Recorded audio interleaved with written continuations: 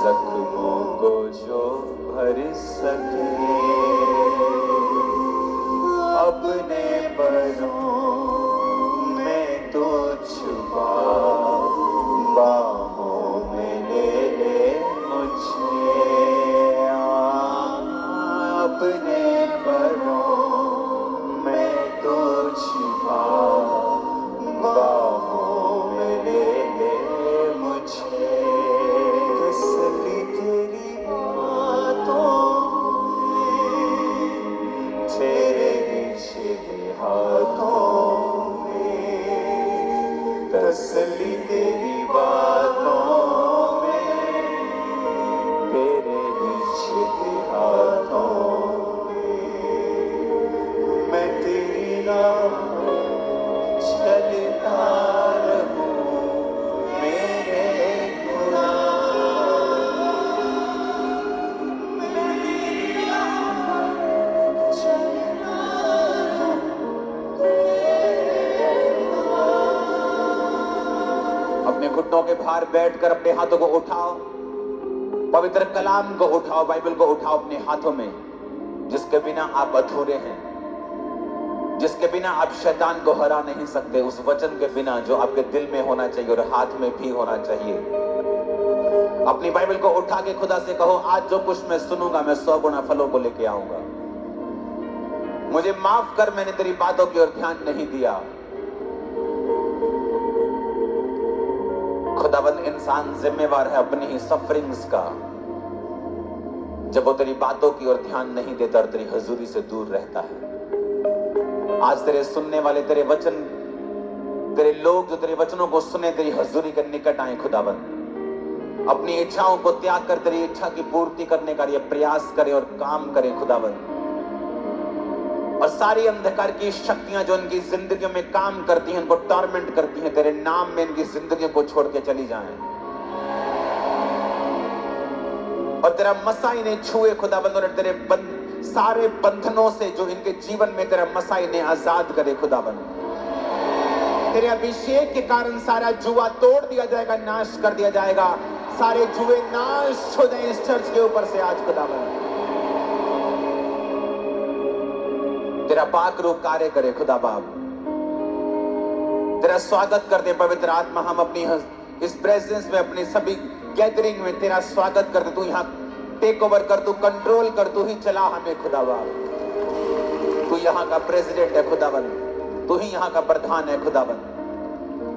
तेरे हाथों में इस मीटिंग को सौंपते हैं मेरे सामर्थ्य परमेश्वर। तेरी मर्जी पूरी हो खुदावंद। एक एक पर रूह की आग लगा खुदावंद, एक एक दिन रूह की आग से और सामर्थ्य और मसे से और बेदारी की आत्मा से भर जाए खुदा बाप। तेरी अग्नि पे आ जाए मेरे सामर्थ्य परमेश्वर। शैतान शर्मिंदा हो आज यीशु मसीह के नाम में।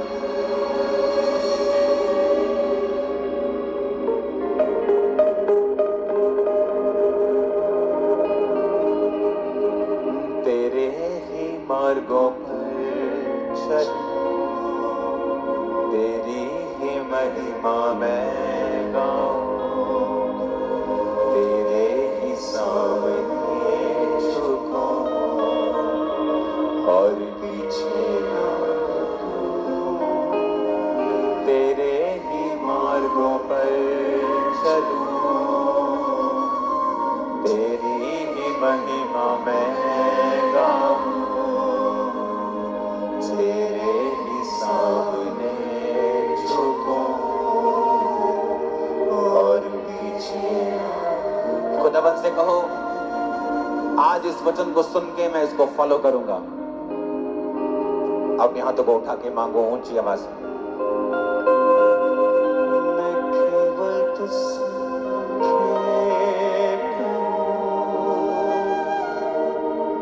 मैं केवल तुझसे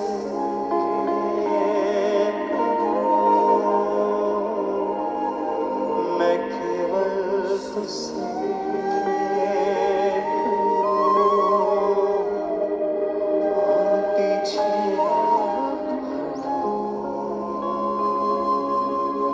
प्रभु तेरे वचन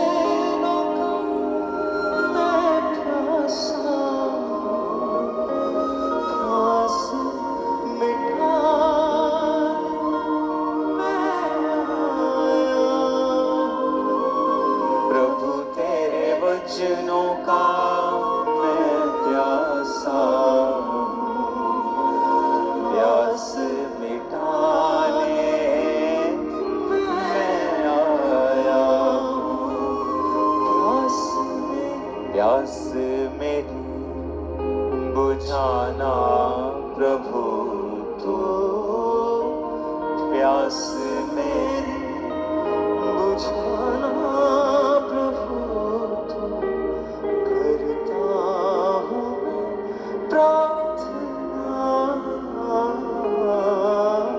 अपने हाथों को उठाओ। आज यहोवा परमेश्वर इस वचन के जरिए आप पर दया करे, आपके चेहरों को वो चमकाए और शैतान को शर्मिंदा करे। आपकी जिंदगियां आज आशीषित है यीशु मसीह के नाम में। जो भी काम आप करते हैं, जो भी बिजनेस आप करते हैं, जो भी जॉब आप करते हैं, जो फाइनेंशियल लाइफ आपकी है, आज आप खुदा के लिए समय को आपने निकाला है, आपने परमेश्वर को प्रथम स्थान दिया है। मेरा परमेश्वर आपके उन कामों के ऊपर, आपके हाथों के कामों के ऊपर बरकत दे। आपके काम, आपकी रसोइयां, आपके जीवन कभी खाली ना हो, बरकत से कभी खाली ना हो। आपके बच्चे परमेश्वर की राहों पर चलें। आपकी फैमिलीज का एटमॉस्फेयर आज से आत्मिक हो। प्रभु यीशु मसीह के सामर्थी नाम में हम मांगते हैं। जितनी हाथों में खुदा ने ताकत दी है, उतनी हाथों से तारीफ कर दो खुदा। हालेलुया। जोर से तारीफ करो खुदावंद के नाम।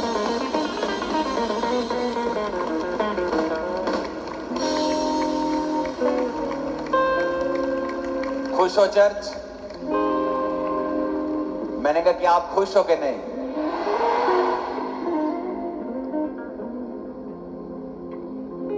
एक दिन निराशा ने अपनी गवाही दी। कहती मैं चर्च में गई और एंट्री करना चाहा लोगों की जिंदगियों में,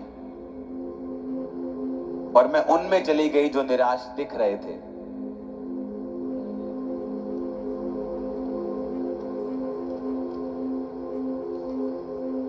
शायद आपको समझ नहीं आया। निराशा कहती है मैं एक दिन चर्च में गई और लोगों की लाइफ में एंट्री करना चाहा, और मैंने उनमें एंट्री की जो निराश दिख रहे थे, जो सीरियस बैठे थे, जिन्हें कोई आनंद नहीं था कि वो परमेश्वर की प्रेजेंस में है, हजूरी में है। आपके केस आज नहीं तो कल हल होने वाले हैं। तो कल आनंद मनाने की बजाय कि कल मैं मनाऊंगा, आज आनंद मनाओ यीशु मसीह के नाम में। क्योंकि वो निराशा आज आपको खुश देखेगी और आपकी लाइफ में एंट्री ना कर पाएगी यीशु मसीह के नाम में। और रिसीव करो इस मसीह को यीशु मसीह के सामर्थी नाम में। आमीन। जब वो आपको निराश नहीं देखेगी, वो सोचेगी इसकी लाइफ में नहीं, कोई और ढूंढता हूं। खंबरा चर्च में निराशा को एक भी व्यक्ति ना मिले आज, एक भी ना मिले यीशु मसीह के नाम में। जैसे ही आप यहां से घर वापिस जाएं, सारी चीजें जो निराश करती हैं बदल चुकी हो यीशु मसीह के सामर्थी नाम में।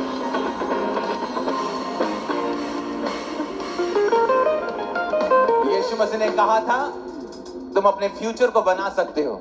इस पुलपट पे मुझसे कहा था इन लोगों को बोल ये अपने फ्यूचर को बना सकते हैं अपने शब्दों से। जब तक आप अपने शब्दों को इस्तेमाल नहीं करते, मैं आपके लिए अपने शब्दों को इस्तेमाल करता हूं। जब आप यहां से जाएंगे, आपके घरों में आपको निराशाएं नहीं दिखेंगी यीशु मसीह के नाम में। आपको काम दिखेगा, काम काम काम, मुझे काम करना है। आनंद दिखेगा यीशु मसीह के सामर्थी नाम में। और जितनी योजनाएं शैतान बना के बैठा है, सारी कैंसिल हो चुकी है यीशु मसीह के सामर्थी नाम में। आमीन। आप एक्स्ट्रा ऑर्डिनरी लोग हैं, खुदाबंद की आत्मा को पाए हुए। अभी तो परमेश्वर ने मूसा को अपना आत्मा उस तरह नहीं दिया था जिस तरह आपको दिया है। अगर जिसके पास आत्मा नहीं था उस तरह जिस तरह आपको दिया है और उसने समुद्र को 2 भाग कर दिया, इमेजिन करो आप अपनी लाइफ में क्या नहीं कर सकते। क्यों उस वीजा के लिए चिंता करते हो? क्यों उस बीमारी के लिए चिंता करते हो? तुम्हारे अंदर वो आत्मा है जो मूसा के पास भी नहीं था। हालेलुया। खुदाबंद ने तुम्हें वो दिया है जो उसने मूसा को नहीं दिया। वो इंतजार कर रहा था यीशु मसीह का, वो इंतजार कर रहा था परमेश्वर का कि कब प्रभु यीशु मसीह आए, उसका इकलौता बेटा आए और तब वो आत्मा तुम्हें दिया जाए। वो आत्मा तुम्हारे अंदर है। निराशाएं मर चुकी हैं, बीमारियां मर चुकी हैं, बीमारियां मर चुकी हैं, निराशाएं मर चुकी हैं, डिप्रेशन मर चुका है, डिप्रेशन मर चुका है, बीमारियां बीती बात है यीशु मसीह के नाम में। मुझे तरस आ रहा है ले हैंड वाले लोगों के ऊपर, क्योंकि तुम इंतजार कर रहे हो कि तुम पे ले हैंड होगा, जबकि परमेश्वर तुम्हारे बीच में खड़ा है इस घोषणाओं के द्वारा ले हैंड कर रहा है ऑलरेडी, और तुम हील हो रहे हो, चंगे हो रहे हो, तुम भी हील हो रहे हो, ब्रांचेस हील हो रही हैं। आमीन ऊंचे वाला चाहिए चर्च। Hallelujah, hallelujah. तुम निराश दिख तो नहीं रहे हो? देखो अपने पड़ोसी को, देख लो जरा, देख लो अपने पड़ोसी को, कोई निराश तो दिख तो नहीं रहा है? देख लो किसी के दांत दिख रहे हैं ना पूरे? दांत वाइट नहीं है, कोई भी मुस्कुरा लो, कोई बात नहीं, दिखने चाहिए। दिखाओ अपने पड़ोसी को मैं खुश हूं, दिखाओ जरा। तुम खुश हो क्योंकि परमेश्वर तुम्हारे अंदर है, क्योंकि तुम्हारे पाप माफ हो चुके हैं।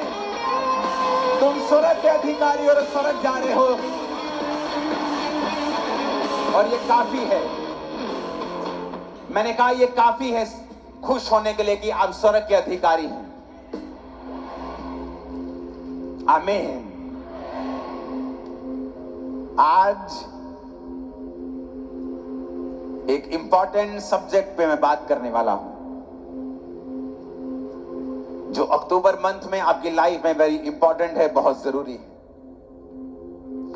हमने परिवार देखे हैं जो हर वक्त दुखों में रहते हैं, क्रिश्चियन लाइव्स जो दुखों में हैं, नॉन क्रिश्चियन लाइव्स जो पैसा है, सांसारिक सफलता है, लेकिन अंदर खालीपन है, अंदर अंधेरा है,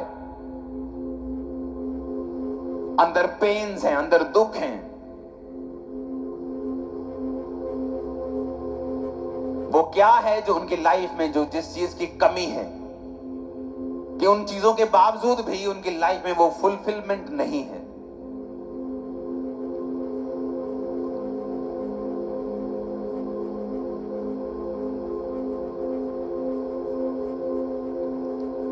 जब आप हिस्ट्री पढ़ते हैं, जिस पहाड़ पर परमेश्वर ने मूसा को दर्शन दिया, आज भी अगर आप उस पहाड़ को देखने जाएंगे, आज भी आपको वो सऊदी अरेबिया में मिल जाएगा।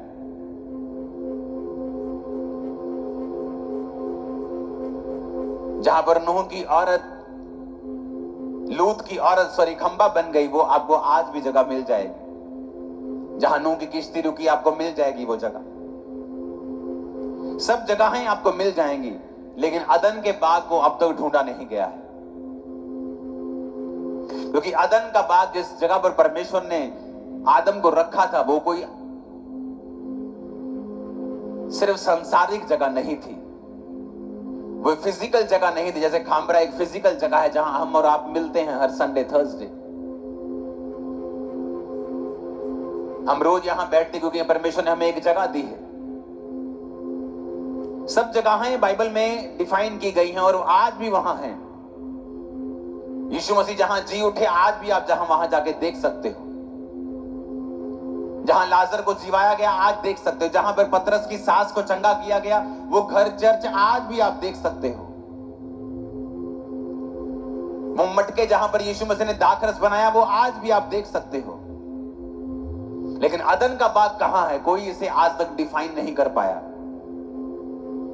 जहां पर आदम को रखा गया था, परमेश्वर ने आदम को रचा और अदन के बाग में रख दिया, आज तक अदन का बाग कहां है लोगों को मालूम नहीं। बड़े बड़े थ्योरी, पीएचडी, डबल पीएचडी, क्या सब सब पढ़ लिया, लेकिन आज तक मालूम नहीं कर पाए अदन का बाग कहां था।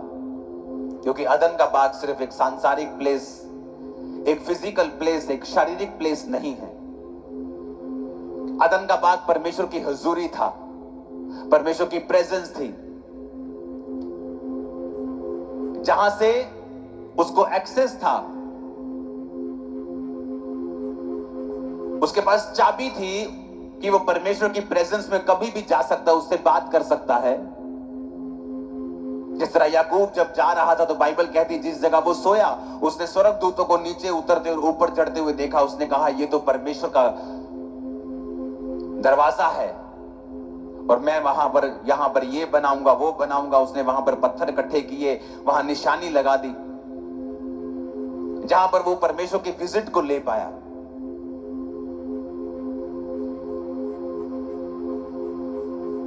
एक बड़ी इंपॉर्टेंट बात जो मैंने पढ़ी एक पुस्तक से, वो ये थे कि परमेश्वर ने उनको जो दिया था वो सिर्फ फिजिकल नहीं था, वो एक सांसारिक जगह नहीं थी, वो परमेश्वर की प्रेजेंस थी। आज भी जब आप परमेश्वर की हुजूरी को खोते हैं, आप बेचैन महसूस करते हैं। जब शैतान आपको पाप की ओर लेके जाता है और आप प्रभु की हुजूरी को खो देते हैं, आप लॉस्ट महसूस करते हैं।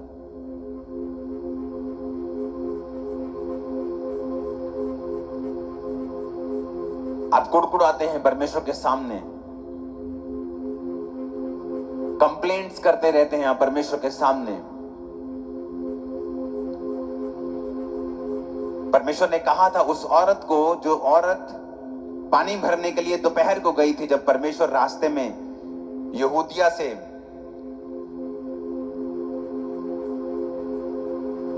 गलील जा रहे थे, तो सामरिया होकर परमेश्वर को जाना जरूरी था। यूहन्ना 4 तो लिखा वो सामरिया के एक नगर में आया, तो वहां पर कुएं के पास बैठ गया और एक औरत आई और जल भरने लगी दोपहर के समय। छठा घंटा मतलब दोपहर का समय। एक रिजेक्टेड औरत, क्यों रिजेक्टेड थी? क्योंकि संसार ने उसे रिजेक्ट कर दिया था। क्यों रिजेक्ट कर दिया? क्योंकि वो व्यभिचारिणी थी। एक पति, दूसरा पति, तीसरा पति, चौथा, 5 पति। अभी छठे बंदे के पास रह रही, वो भी उसका पति नहीं, तो लोगों ने उसे रिजेक्ट कर दिया था। तो उसे वो सुबह सुबह औरतें पानी भरने के लिए जब जाया करती थी, तो वो औरतें उनको साथ नहीं लेके जाती थी, उसे गंदी औरत समझ कर छोड़ दिया जाता था। तो वो दोपहर के समय जब कोई पानी लेने नहीं जाता, जब धूप होती है, कोई घर से नहीं निकलता, उस एरिया में, जिस एरिया की मैं बात कर रहा हूं, तो वो दोपहर को पानी लेने जाया करती थी। और यीशु मसीह वहां बैठे हुए मिले और यीशु मसीह ने उससे कहा मुझे पानी पिला।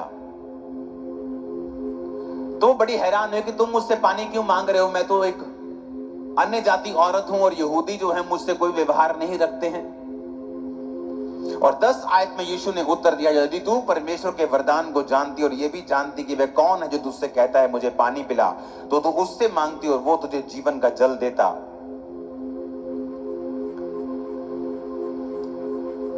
उस औरत ने कहा प्रभु तेरे पास जल भरने के लिए तो कुछ नहीं है, फिर जल तू कहां से भरेगा? वो तेरे पास कहां से आया?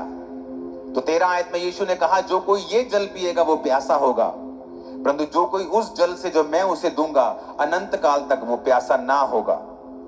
वरन जो जल मैं उसे दूंगा अगर वो उसे पिएगा तो उसमें से वो एक सोता बन जाएगा जो अनंत जीवन के लिए उमड़ता रहेगा। जीसस यहां बात कर रहे थे अपनी हुजूरी की, कि तुम जो पानी दे रही हो, तुम जो लंगर खिला रहे हो, उससे 2 मिनट के लिए पेट भर जाएगा, तुम्हारी चैरिटी हो जाएगी।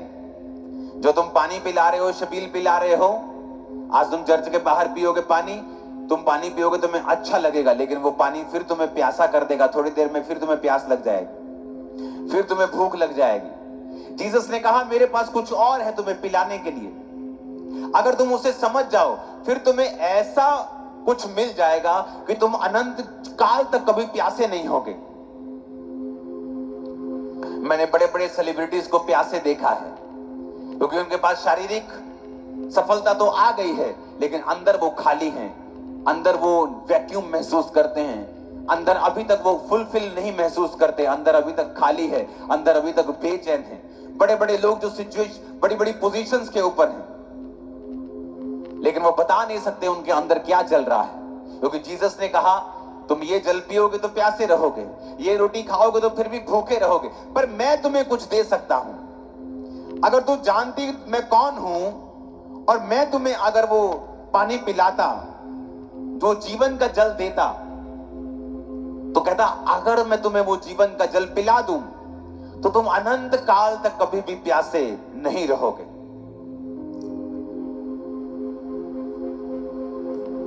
चौदह आयत में लिखा, जो कोई उस जल में से पिएगा जो मैं उसे दूंगा, वो अनंत काल तक प्यासा ना होगा, अनंत काल तक प्यासा ना होगा। ऐसा कौन सा जल है? क्योंकि परमेश्वर अपनी हजूरी की बात कर रहे थे। परमेश्वर ने कहा तू जा अपने पति को बुला ले। कहती मैं मेरा पति नहीं। जीसस ने कहा हाँ, तू 5 पति कर चुके, जिसके पास तू अब है वो भी तेरा पति नहीं। जीसस उससे कह रहे थे कि वो प्रेजेंस जो आदम ने खो दी थी, उससे पहले बीमारियां नहीं थी, आंसू नहीं थे, बेचैनी नहीं होती थी, डिप्रेशन नहीं होता था, गरीबी नाम की कोई चीज नहीं थी, शैतान के अटैक नाम की कोई चीज नहीं थी, दुख नाम की कोई चीज नहीं थी, कंफ्यूजन नाम की कोई चीज नहीं थी, दुख नाम की, आंसू नाम की कोई चीज नहीं थी, डाइवोर्स नाम की कोई चीज नहीं थी। परमेश्वर ने एक परफेक्ट लाइफ दी थी आदम और हवा को, और अपनी हुजूरी उन्हें दी थी, क्योंकि जो मेन एटमॉस्फेयर जिसमें आदम और हवा को रहना था वो परमेश्वर की हुजूरी थी। आप मछली को पानी के बाहर निकालेंगे, मछली मर जाएगी, क्योंकि वो वहां नहीं रह सकती है, क्योंकि उसको पानी के अंदर रहने के लिए रचा गया है। उसका एटमॉस्फेयर ही वही है कि वो पानी के अंदर ही रहती है। पानी के बाहर कुछ मछलियां सांस ले सकती हैं, लेकिन पानी के बिना जी नहीं सकती। मोस्टली 99% मछलियां पानी के अंदर ही सांस लेती हैं और वहीं रहती हैं, अगर बाहर निकालते तो मर जाती हैं। लेकिन वो पानी के एटमॉस्फेयर में जीने के लिए रची गई है। आप लोग रचे गए थे परमेश्वर की हुजूरी के अंदर जीने के लिए। इसलिए जब परमेश्वर की हुजूरी के अंदर लोग जीते थे, आदम जीता था, उसको कोई बीमारी के लिए प्रार्थना करने की जरूरत नहीं थी, आदम को कुछ भी करने की जरूरत नहीं थी, सब कुछ स्मूथ चल रहा था, सब कुछ भला चल रहा था। लेकिन बाइबल कहती है जब उन्होंने अपराध किया, पाप किया और परमेश्वर की प्रेजेंस उनकी जिंदगी से चली गई, उसके बाद क्या हुआ? उसके बाद उनकी जिंदगियों में श्राप आए, आदम की संतान ने एक दूसरे को मारा, मर्डर आए, कत्ल आए, अपराध आया, व्यभिचार आया, परमेश्वर की आज्ञा की उल्लंघना करने के बाद वो सब आया जो उनकी जिंदगियों में नहीं होना चाहिए था। जिस तरह मछली की जिंदगी में वो मौत नहीं आ सकती जब तक आप उसको पानी के बाहर नहीं निकालेंगे, क्योंकि वो पानी में रहने के लिए बनाई गई है। जीसस उससे ये कह रहे थे कि मैं अगर तेरे को वो जीवन जल दे दूंगा तो तू प्यासी नहीं रहेगी। तू पति कर चुकी है, तू व्यभिचार कर चुकी है, फिर भी तू प्यासी है, क्योंकि वो औरत के अंदर क्या चल रहा था वो औरत को मालूम था। वो खालीपन, वो अकेलापन, वो एक बेचैनी जो परमेश्वर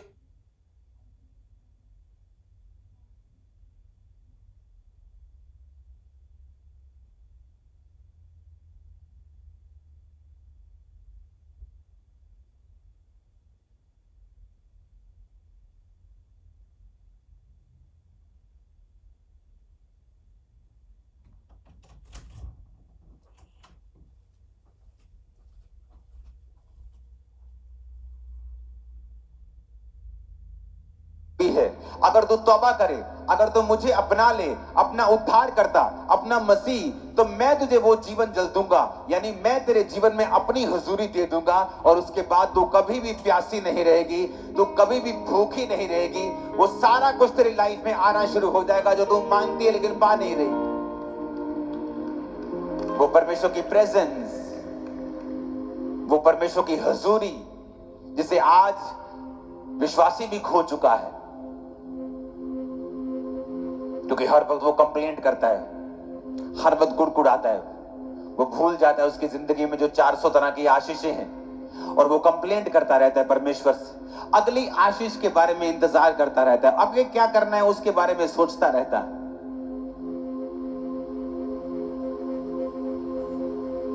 जब आप सुबह उठे वर्शिप करें, और जब वर्शिप कर रहे हो तो थैंक्स गिविंग के साथ वर्शिप करें। ये मेरा एक्सपीरियंस है, मेरी लाइफ का पर्सनल एक्सपीरियंस है।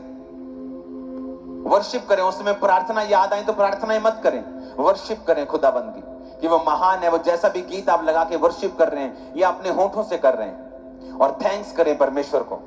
बाइबल कहती है वो तुम्हारी स्तुतियों के अंदर विराजमान है। कई बार आप परमेश्वर में होते हैं लेकिन फिर भी परमेश्वर की प्रेजेंस को आप अपनी जिंदगी में खो चुके होते हैं। आप क्रिश्चियन होते हुए भी उस प्रेजेंस को खो चुके होते हैं, डिस्ट्रैक्शन की वजह से, प्रार्थना ना करने की वजह से, बाइबल ना पढ़ने की वजह से। आप उसकी हुजूरी को आप खो चुके होते हैं, क्योंकि आप कंप्लेंट्स करते हैं, हर वक्त मरमर करते हैं, आप हर वक्त गुड़गुड़ाते हैं, इसलिए परमेश्वर की हुजूरी आपकी लाइफ में नहीं रहती। और परमेश्वर उससे कह रहा था कि अगर मैं तुझे वो पानी दूंगा ना जो जीवन जल है, तो फिर कभी भी प्यासी नहीं रहेगी, तो कभी भी प्यासी नहीं रहेगी। एक क्रिश्चियन होने के नाते परमेश्वर का आनंद, परमेश्वर की ताकत, परमेश्वर की ब्लेसिंग हमेशा आपकी लाइफ पर होनी चाहिए 24 घंटे।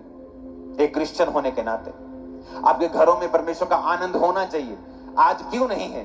क्योंकि जहां परमेश्वर की हुजूरी नहीं होगी वहां ये चीजें नहीं होंगी। तो आपको कई बार वो एटमॉस्फेयर खुद भी बनाना पड़ता है। आप मछली लेके आते हैं बाजार से, तो आपको फिश टैंक रखना पड़ता है। अगर आप उस मछली को पालना चाहते हैं तो फिश टैंक में वो पलती, आपको उसके लिए एटमॉस्फेयर तैयार करना पड़ता है। तो परमेश्वर की प्रेजेंस के लिए भी आपको एटमॉस्फेयर रेडी करना पड़ता है। परमेश्वर ने आदम को बनाया, पूरा माहौल बनाया, एटमॉस्फेयर बनाया। उसने सूर्य, चांद, उसने सारा चीजें, सारी पृथ्वी, पेड़ पौधे, जंतु, मछलियां सब बनाया और आदम को बना के उस एटमॉस्फेयर में रख दिया। परमेश्वर आपके जीवन में जब होगा, आनंद होगा, शांति होगी, बरकत होगी, ताकत होगी, कमजोरी नहीं होगी, डर नहीं होगा। लेकिन परमेश्वर की प्रेजेंस को कैसे अपनी लाइफ में लाया जाए, कैसे उस एटमॉस्फेयर को क्रिएट किया जाए, कैसे उस जीवन जल को रिसीव किया जाए कि आप भी परमेश्वर की वही हुजूरी में रह सकें जो परमेश्वर ने आदम को दी थी।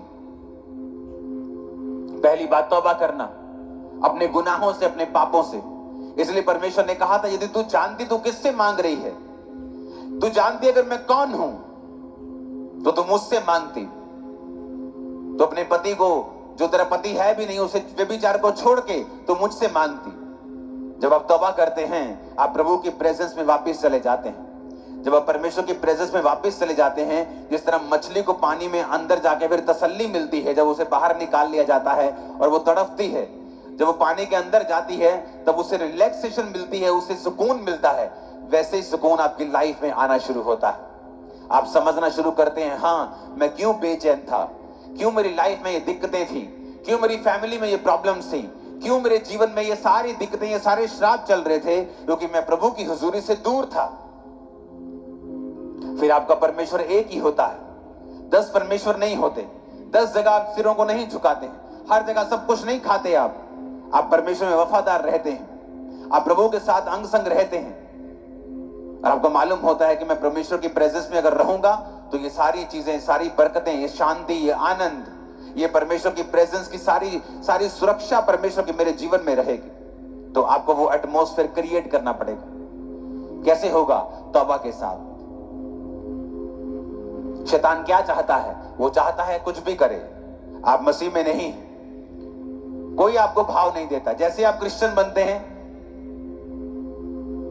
आपको सुंदर से सुंदर लड़की अप्रोच करती है। रीजन? क्योंकि शैतान चाहता है आप उस प्रेजेंस से निकल आए, क्योंकि उस सुरक्षा के अंदर वो काम नहीं कर सकता, उस बाड़े के अंदर वो काम नहीं कर सकता। अय्यूब पर उसने कहा था कि परमेश्वर तूने इसके आसपास बाड़ा बना के रखा है, मैं इसको छू नहीं सकता। तौबा करने से आपकी लाइफ में परमेश्वर की प्रेजेंस फिर से रिस्टोर होती है। आप किसी प्रकार का पाप कर रहे हैं या प्रभु से दूर हैं, आप नहीं कह सकते आप तौबा कर चुके हैं, आप क्रिश्चियन हैं, अगर आप रोज 2.5 घंटे प्रार्थना नहीं करते हैं। आप 1-1.5 घंटा प्रार्थना, 1 घंटा बाइबल नहीं पढ़ते हैं, आप नहीं बोल सकते परमेश्वर की प्रेजेंस आपकी लाइफ में है। जब आप परमेश्वर की प्रार्थना करते हैं, जब आप तौबा करते हैं, तो परमेश्वर की हुजूरी आपकी लाइफ में आपको लिविंग, आपको जीवित महसूस होती है। जब आपको वो जीवित महसूस होती है, आपको मालूम होता है कि ओह, ये प्रॉब्लम का हल क्या है, मुझे किस तरह से आगे बढ़ना है। कंफ्यूजन्स दूर होना शुरू होती हैं। अपने बच्चे के लिए क्या करूं, कौन सा बिजनेस करूं, क्या करूं, कंफ्यूजन दूर होती है जैसे आप उसकी हुजूरी में जीना सीखते हैं, क्योंकि आपको परमेश्वर की प्रेजेंस में जीने के लिए ही क्रिएट किया गया था। आप अगर अपनी जिंदगी का पूरा आनंद लेना चाहते हैं तो आपको उसी प्रेजेंस में, उसी एटमॉस्फेयर में वापस आना पड़ेगा, नहीं तो तब तक आप बेचैन रहेंगे, तड़पते रहेंगे और कुछ भी हासिल नहीं होगा।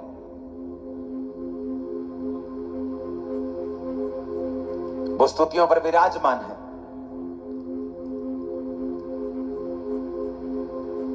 स्वर्ग परमेश्वर का सिंहासन है, पृथ्वी उसकी चौकी है। परमेश्वर स्वर्ग में नहीं रहता, वो देखे सिंहासन है उसका। परमेश्वर ने स्वर्ग को बनाया है। स्वर्ग को बनाने से पहले फिर वो कहां रहता था? वो हाउसलेस थोड़ी था, वो होमलेस थोड़ी था। वो फिर वो कहां रहता था?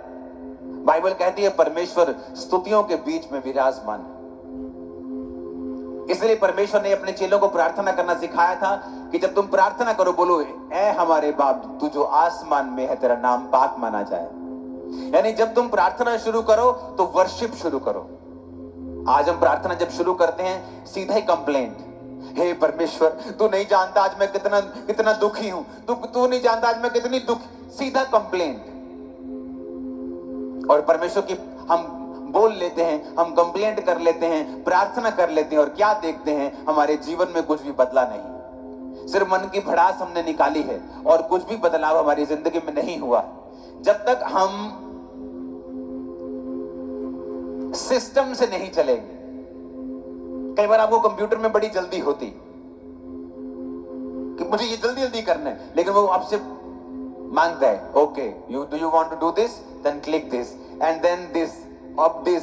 आप बोलेंगे जल्दी जल्दी कर। आप जितना जल्दी करेंगे वो आपको उतना लेट कर देगा। आपको फिर से करेगा, ओके देन गो अगेन, फिर से फॉर्म भर अपना। फॉर्म में एक गलती होगी, जल्दी जल्दी भर, फिर से भर अपना फॉर्म। वो और फ्रस्ट्रेटिंग होता जाता है प्रोसेस, क्योंकि आप और जल्दी करना चाहते हैं। आप बैठते कंप्लेंट करना चाहते हैं, आप प्रभु को बताना चाहते हैं कि आपके बेटे ने आज आपको गाली दी है, आपके आपके आपके हस्बैंड ने शराब पी के आपको उसको मालूम है, वो अंधा थोड़ी है, वो उसने आपको आंखें दी, उसको पता है कि आपके हस्बैंड ने आज आपको गाली दी है, उसको पता है कि आज आपके बिजनेस में आपका बैड डे था, उसको पता है। हो सकता है वो उन सिचुएशंस को यूज कर रहा हो आपको अपने करीब लेके आने के लिए। तो परमेश्वर ने हमें मैनुअल दिया है कि जब तुम परमेश्वर की प्रेजेंस में जाओ तो किस तरह करो। ऐ हमारे बाप तू जो आसमान में है, तेरा नाम पाक माना जाए, तेरा राज्य आए। तो जब वर्शिप में आप बैठेंगे, प्रार्थना में बैठेंगे, सबसे पहले चाहे दुखी हो सुखी हो, आप वर्शिप करें, प्रभु की वर्शिप करें, थैंक्स गिविंग के साथ, धन्यवाद के साथ लिखा मेरी हजूरी में आ। फाटकों में प्रवेश कर थैंक्स गिविंग के साथ, आंगनों में प्रवेश कर धन्यवाद के साथ, थैंक्स गिविंग के साथ, स्तुति करते हुए प्रवेश कर। और जैसे ही आप ऐसा करना शुरू करेंगे, आप नोटिस करेंगे परमेश्वर की जो प्रेजेंस है आपकी लाइफ में वापस आना शुरू होगी। और ये मेन चीज होगी, main, this is the most important thing आपकी लाइफ में। आप अपने बिजनेस में हैं और आप 6 महीने से दुखी हैं, मैं क्या करूं परमेश्वर? आप क्रिश्चियन हैं, आप गुड मैन हैं, अच्छे आदमी हैं, फिर भी आप सफर कर रहे हैं। आप क्रिश्चियन हैं, गुड गर्ल, फिर भी आप सफर कर रही हैं अपनी बीमारी में। आपको सीखना पड़ेगा किस तरह से आपको बाहर आना है, इसको प्लान करना। आपको सीखना पड़ेगा आपको कैसे बाहर आना है इन चीजों से। केवल प्रभु की हजूरी है जो आपको एक लेवल से आपको हायर लेवल पे लेके जा सकती है। सिर्फ प्रभु की प्रेजेंस है वो जो कर सकती है। आपको ये मालूम होना चाहिए।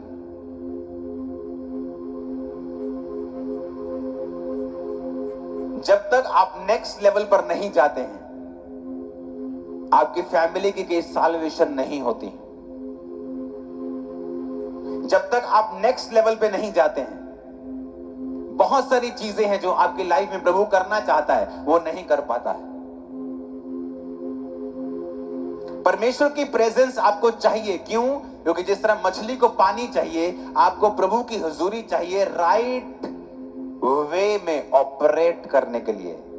Right way to operate in my business, मुझे प्रभु की प्रेजेंस चाहिए।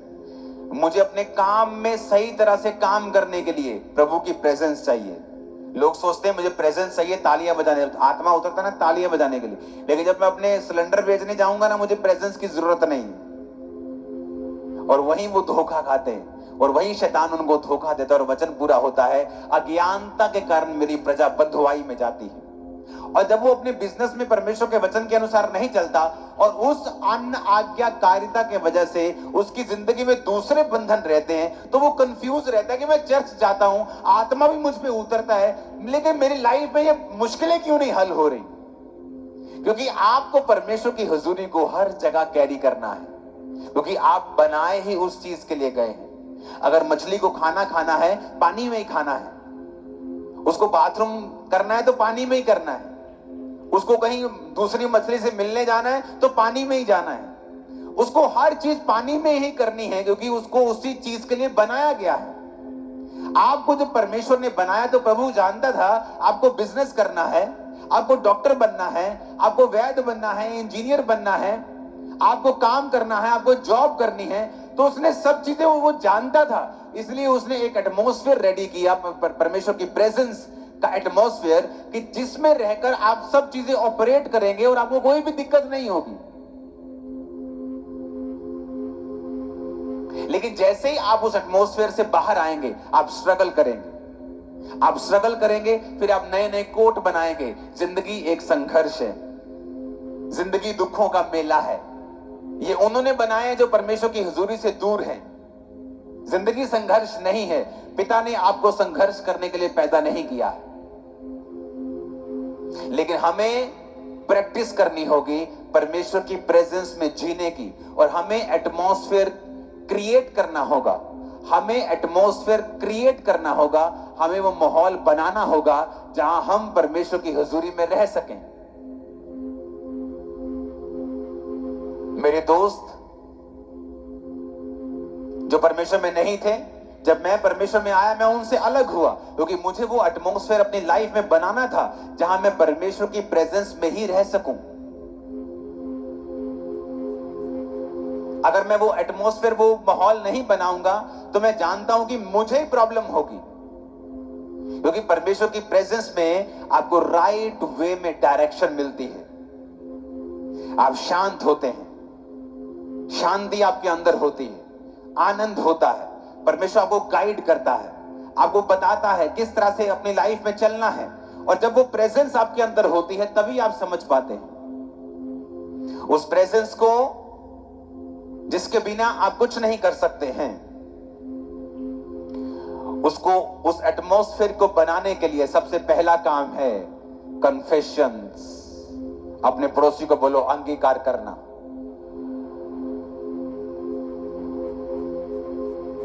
फिर से बोलो अपने पड़ोसी को,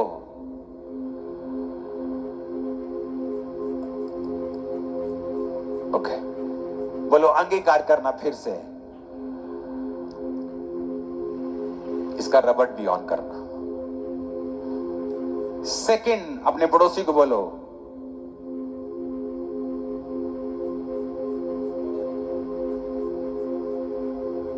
वर्शिप से शुरुआत करना। फिर से बोलो अपने पड़ोसी को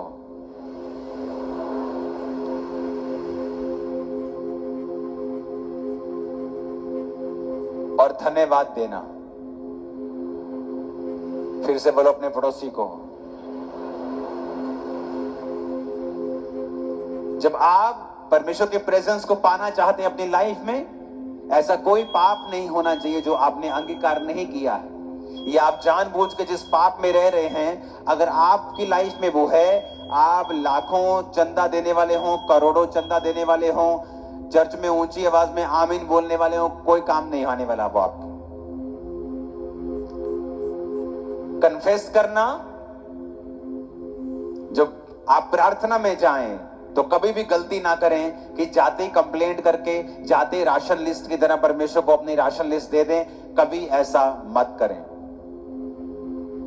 वर्शिप से स्टार्ट करें और थैंक्स गिविंग दें। जो आपके पास है, उसके कोड़ों के लिए, उसके लहू के लिए, आप स्वर्ग के अधिकारी हैं उन चीजों के लिए। हमेशा प्रार्थना में जब जाएं तो थैंक्स गिविंग के साथ, वर्शिप के साथ स्टार्ट करें। प्रार्थना करें with prayer, with Bible reading. मैंने उन लोगों को हमेशा बैलेंस देखा है जो प्रार्थना और बाइबल इकट्ठी करते हैं। जब उन्होंने बाइबल पढ़ी तो प्रार्थना करते हैं, जब प्रार्थना पढ़ी उसके बाद बाइबल पढ़ते हैं। ये बेस्ट कॉम्बिनेशन है। इमेजिन करो आप अकेले चावल खा रहे हैं और रात को सिर्फ दाल खा रहे हैं, और जब आप दाल चावल इकट्ठे खाते हैं उसका असर और अकेले चावल खाने का असर आपको उस जिस तरह ये महसूस हो रहा है ना, उससे कई लाख करोड़ गुना बाइबल पढ़े बिना, प्रार्थना और प्रार्थना के बाद बिना बाइबल, ये वही है चीज है। अगर आपको प्रॉपर न्यूट्रिएंट्स चाहिए अपनी आत्मा के लिए, प्रॉपर आपको खाना चाहिए अपनी सोल के लिए, तो जब बाइबल पढ़ें तब प्रार्थना करें। जब प्रार्थना कर रहे हैं उसके बाद बाइबल पढ़ें, एंड में फिर प्रार्थना करें, एंड में फिर वर्शिप करें। वर्शिप से शुरुआत करें, वर्शिप से एंड करें। ऊंची आवाज में बोलो हालेलुया।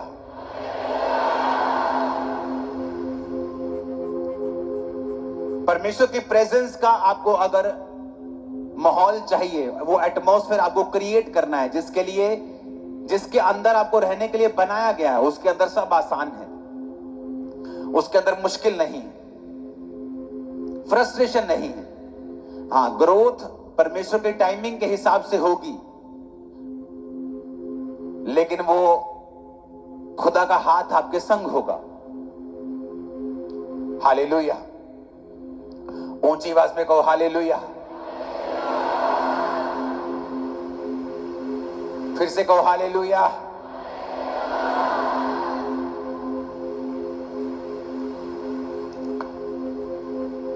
और अगर आपने एटमॉस्फेयर को नहीं बनाया, इमेजिन करो आप अपने घर में हैं और 24 घंटे आपके घर में टीवी चल रहा है, 24 घंटे आपके घर में टीवी ऑन है। मैंने विश्वासी देखे 24 घंटे टीवी ऑन है, उनके उनके उनके जो लॉबी है वहां टीवी ऑन है हर टाइम। कभी वहां कलर्स चल रहा है, कभी वहां सोनी चल रहा है, एवरी टाइम। आपको लगता है परमेश्वर की हुजूरी वहां रहेगी?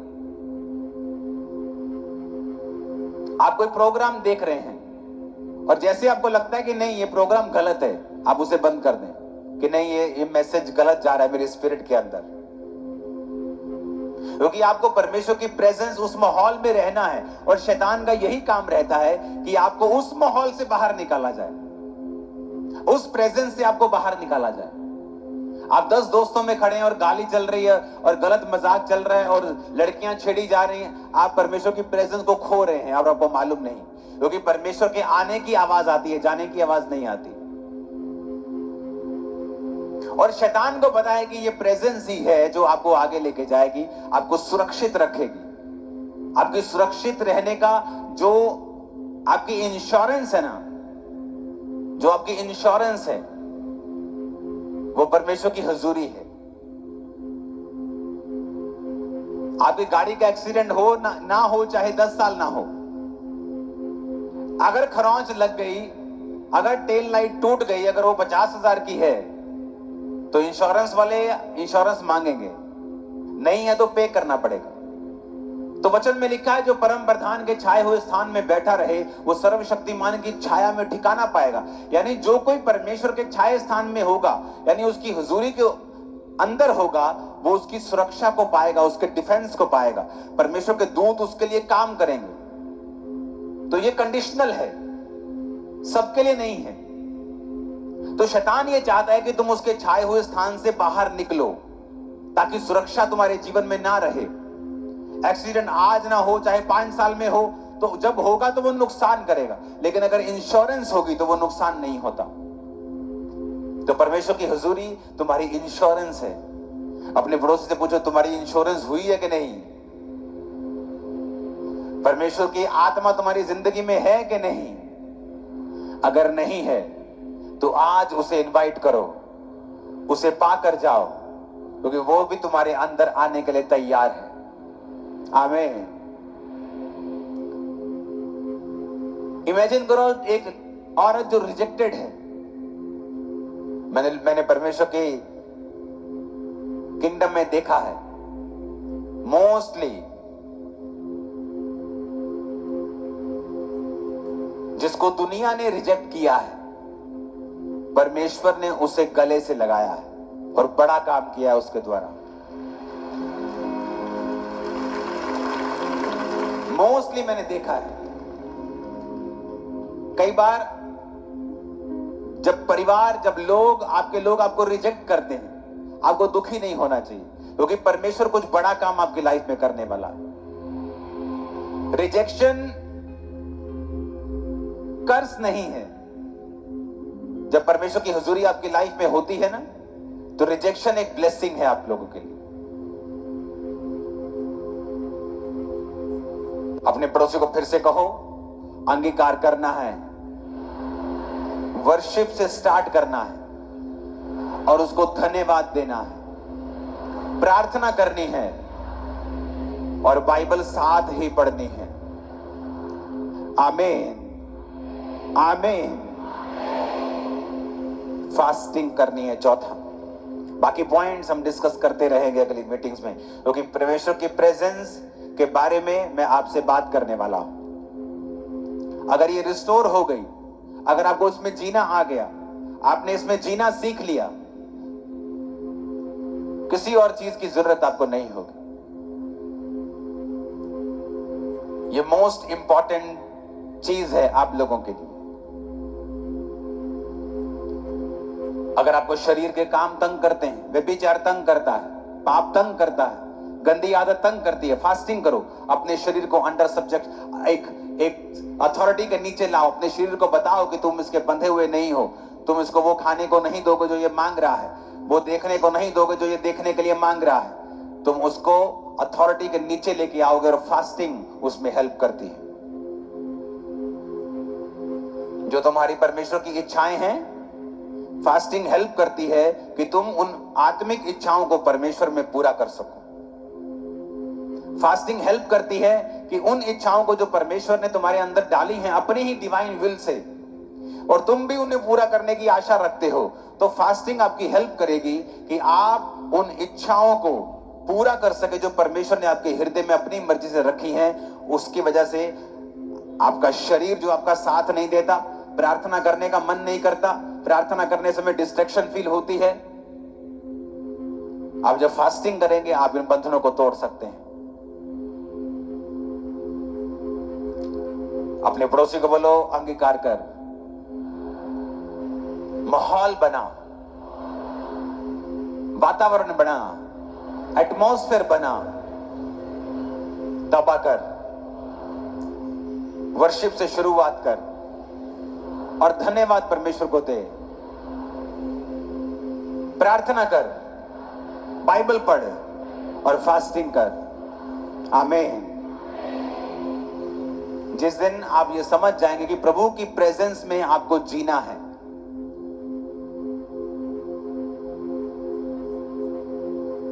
मैंने आपको कहा था कि क्यों जीसस क्राइस्ट की लाइफ में जब मरियम ने कहा कि बेटा कुछ कर, दाखरस कम हो गया, क्योंकि वो जानते थे कि ये मिरेकल करता है। आप जब परमेश्वर की प्रेजेंस में रोज जीते हैं ना, एवरीडे आप उसकी प्रेजेंस में जीते हैं और आपको उस प्रेजेंस में जीने का आपका एक जीवन बन गया है। मैं आपको प्रॉमिस करता हूं, आप जहां भी जाएंगे, किधर भी, वहां मिरेकल्स होंगे खुदाबंद। आप जहां भी जाएं, आप जिस देश में जाएंगे वहां कुछ होगा जो पहले कभी नहीं हुआ। आप जहां भी जाएंगे कुछ ऐसा होगा जो पहले कभी नहीं हुआ। लोगों को निशानी मिलेगी कि परमेश्वर की प्रेजेंस इस व्यक्ति के साथ है। आप अपने रिश्तेदार के पास जाएंगे, कुछ होगा। अपने दोस्त सहेली से बात करेंगी आप, कुछ होगा। जब परमेश्वर की प्रेजेंस, आप कमरे में चले जाओ और रात को स्विच ऑफ करो, ऑन करो, ऑफ करो, आपको मजा ही नहीं आएगा। आपको बोलेगा यार तो ऑन कर दे, या तो खत्म कर दे, या बंद कर दे, या चला दे, क्या आंखों में चप चप कर रहा है तू। उसी तरह से परमेश्वर भी कई बार आपकी लाइफ से निराश होता है। एक दिन आप प्रभु की प्रेजेंस में होते हैं, दूसरे दिन पाप में होते हैं, एक दिन फिर तौबा करके प्रेजेंस में होते हैं, फिर पाप में होते हैं। आप उसी लाइट की तरह जो आप बंद बुझ हो रही, बार बार बंद कर रहे हैं, चला रहे हैं, बंद कर रहे हैं, चला रहे हैं, चला रहे हैं, बंद कर रहे हैं। आपको एक रोशनी में चलना सीखना होगा कि आप परमेश्वर की प्रेजेंस को आपने पा लिया, अब आप पाप नहीं करेंगे, आप परमेश्वर की प्रेजेंस में रहेंगे, आप थैंक्स गिविंग करेंगे, आप कुड़कुड़ाएंगे नहीं परमेश्वर के सामने, आप परमेश्वर पे भरोसा रखेंगे। फिर आप देखेंगे किस तरह से परमेश्वर आपकी लाइफ में काम करता है। हालेलुया। फिर मैंने कहा आप जहां जाएंगे खुदा का फेवर आपके साथ होगा। आप बिजनेस करेंगे वो आपके साथ होगा। आप मैरिज करने जाएंगे वो आपके साथ होगा। आप पैदल चलेंगे वो आपके साथ होगा। जहाज पे होंगे वो आपके साथ होगा। आप जिस जगह जाएंगे परमेश्वर आपके संग होगा और मिरेकल करेगा आपकी लाइफ के द्वारा।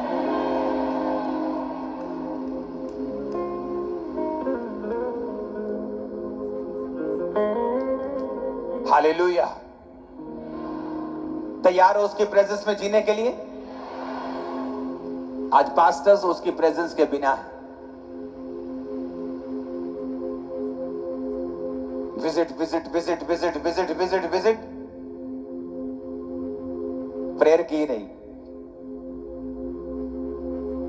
विजिट ही करते रह गए, या तो प्रेयर ही करते रह गए, लोगों को ध्यान ही नहीं दिया। हमें बैलेंस रखना परमेश्वर ने सिखाया है। हालेलुया। जब परमेश्वर की हुजूरी आपकी लाइफ में नहीं होगी, मूसा जानता था कि परमेश्वर की प्रेजेंस को वो कैरी करता है।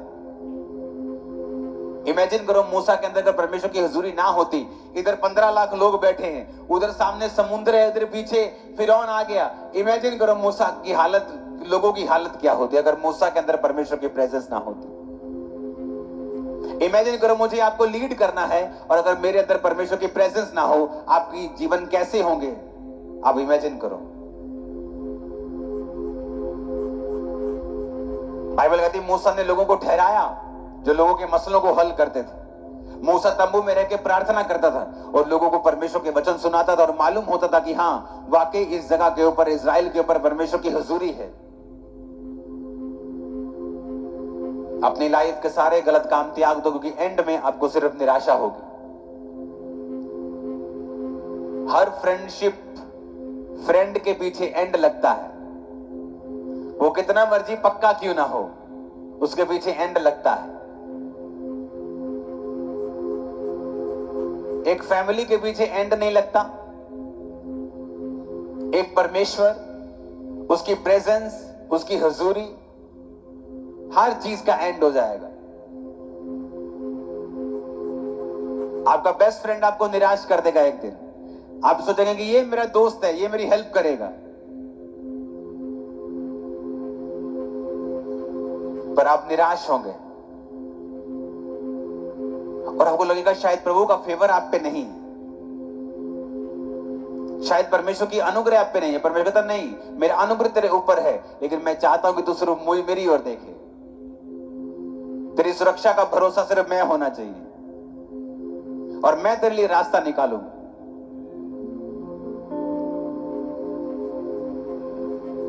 क्योंकि हर फ्रेंड का एक एंड है। मेरे भी फ्रेंड हैं मिनिस्ट्रीज में, पर मेरा भरोसा मेरे परमेश्वर के ऊपर है अब, क्योंकि फ्रेंड का एंड जरूर है। तो वो फ्रेंडशिप किसी कारण आप परमेश्वर के प्रेजेंस के साथ कॉम्प्रोमाइज कर रहे हो, एक दिन श्योरली 100% मेरी बात को लिख लो, आपको निराश करेगा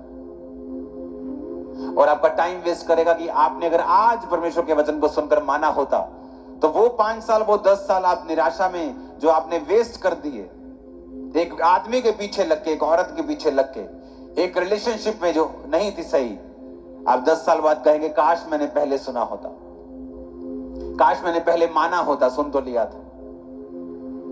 अपने हाथों को उठाओ, कहो खुदावंद मैं अंगीकार करता हूं। ये नीचे क्यों बैठे?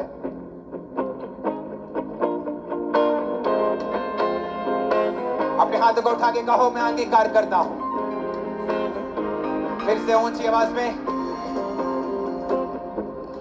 ऊंची आवाज में बोलो मैं अंगीकार करता हूं।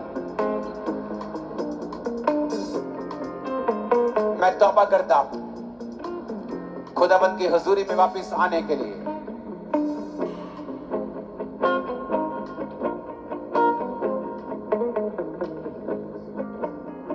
सब जन खड़े हो जाओ।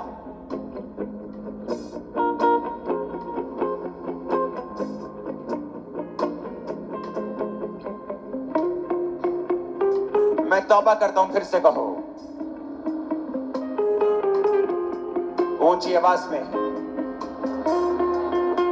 बोलो अपने गुनाहों को अपने मनों में, अपने दिलों में, अपने मुंह से, और तौबा करो।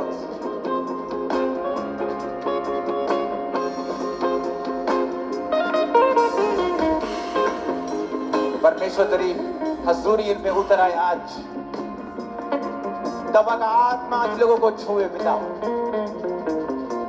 आंसुओं के साथ खुदावंद ये तौबा करें आज अपने गुनाहों के लिए। सब सामर्थी परमेश्वर तेरी प्रेजेंस आज ने छुए मेरे पिता, तेरी हजूरी के ये प्यासे हो जाएं आज से।